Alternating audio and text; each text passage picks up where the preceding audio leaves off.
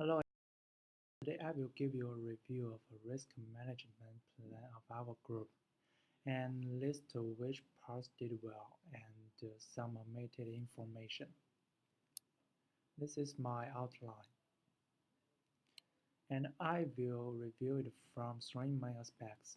That is risk planning, risk identification and analysis, and risk monitoring and review. As we know, the risk management is one of the most important parts of the project.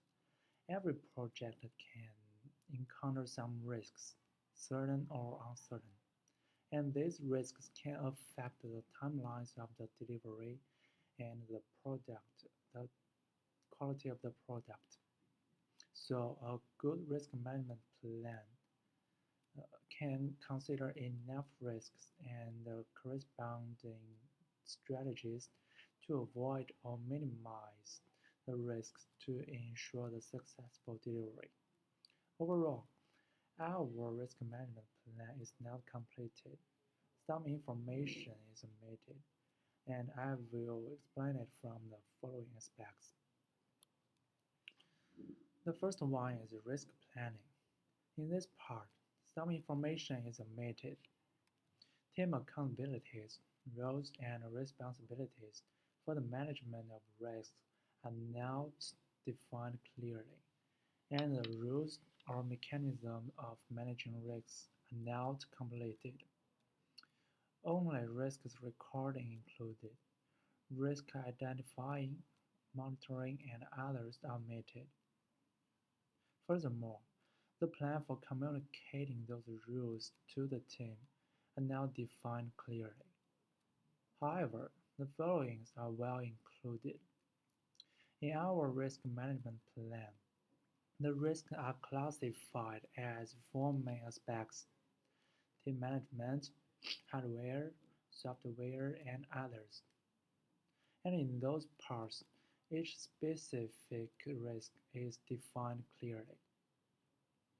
As for the risk assessment criteria, in this risk management plan, they are defined as the likelihood and the severity of the risk, and the acceptable risk levels are reflected on the severity of the risk.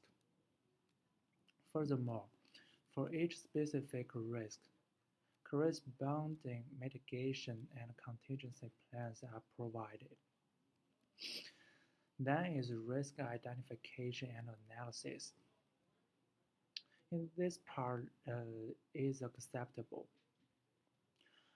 All the risks defined in this risk management plan are the potential factors which may affect the successful delivery. And our group collected enough information for each risk, such as the cost, effect, and the control strategies.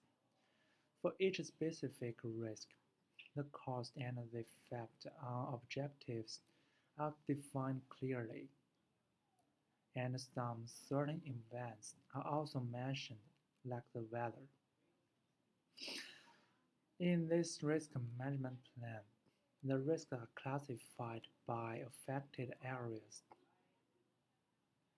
and the probability of occurrence of the risk is defined in five levels from almost certain, high, medium, low to rare, and the priority of the risk is reflected on the severity, which also contains five levels, which from extreme, high, medium, low to insignificant.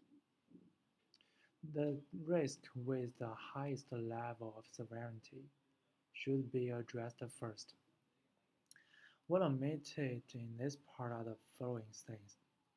First is the risk owners for which risks are not defined clearly, and the people who assess the risks are not identified clearly. Last, the clear critical control for the risks are not mentioned in this risk management plan, but mitigation strategies are provided. The last part is about risk monitoring and review. However, there is no information about this part in this risk management plan. In conclusion, the risk management plan is a really important part of the project to ensure a successful delivery. However, in our risk management plan, some critical information is omitted and it should be modified later. And that's it. Thank you for your attention.